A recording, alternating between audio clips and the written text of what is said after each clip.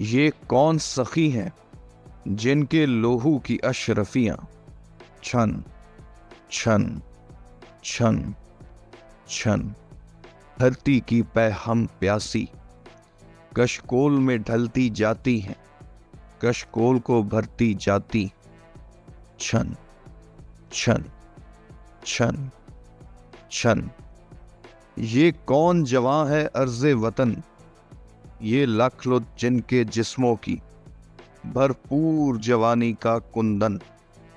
यूं खाक में रेजा रेजा है, यूं कूचे कूचे बिखरा है छन छन छन छन।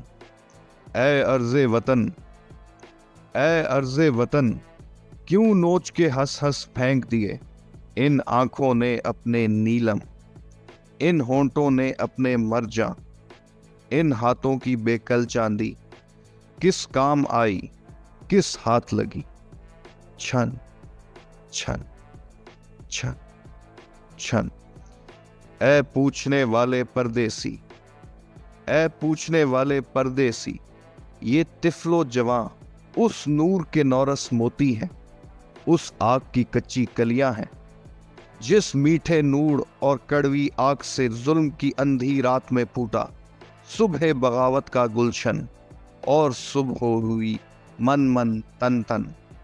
इन जिस्मों का चांदी सोना, इन चेहरों के नीलम मरजा, जगमग जगमग रक्षा रक्षा।